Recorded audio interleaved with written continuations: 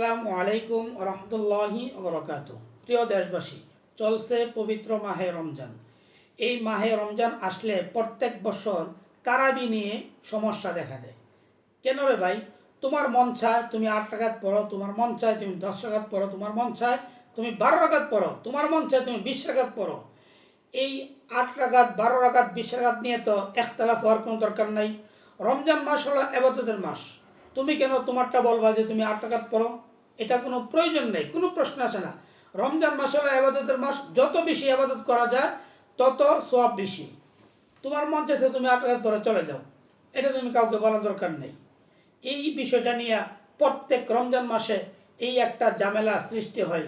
8 রাকাত, 12 রাকাত, 16 রাকাত, 20 রাকাত, কি দরকার আছে? আপনি চাইলে সারা রাত পড়েন না তারাবি, সারা রাত নফল নামাজ পড়েন না, কোনো সমস্যা নাই তো। এবাদতের মাস, সব কিছু একটা সিজন আছে। ফলের একটা সিজন আছে, খাবারের একটা সিজন আছে, এবাদতের একটা সিজন হলো এই রমজান মাস। সবচেয়ে দামি মাস রমজান মাস। এই রমজান মাসে বেশি বেশি করে এবাদত করবেন। কি আর 8 টাকা আর 12 রাকাত নিয়ে পড়ে আছেন? যার যার মতো চলেন, যার যার মতো এবাদত করেন। এগুলো নিয়ে ঝগড়া ফেসাদ করা, ফিতনা সৃষ্টি করা কোনো প্রয়োজন নেই। কারণ আপনি আপনার মাসলাক নিয়ে চলেন, আপনি আপনার ইমাম নিয়ে চলেন। যে ইমামের অনুসরণ করেন আপনি সকল A to Z সকল বিষয়ে আপনি ওই ইমামের অনুসরণ করবেন। সুবিধাবাদ জিন্দাবাদ বলে একটা কথা আছে।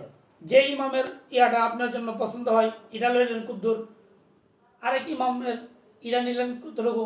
এই সুবিধাবাদ জিন্দাবাদ হলে চলবে না, যে কোনো এক ইমামের অনুসরণ করতে হবে। এই জন্য আপনি ইবাদত করবেন, রমজান মাস বেশি বেশি করে ইবাদত করেন। কারণ এটা ইবাদত কম করার কোনো সুযোগ নেই। কম কেন করবেন? এটা নিয়ে একতরফ করা কোনো প্রয়োজন নেই। যার যার মতে চলেন, যার যার ইবাদত করেন। আপনার কবরে আপনি যাবেন, আপনার কবরে অন্য কেউ যাবে না। অতএব এইগুলো বিষয় নিয়ে ফিতনা সৃষ্টি করার কোনো প্রয়োজন নেই। আসসালামু আলাইকুম রহমতুল্লাহ।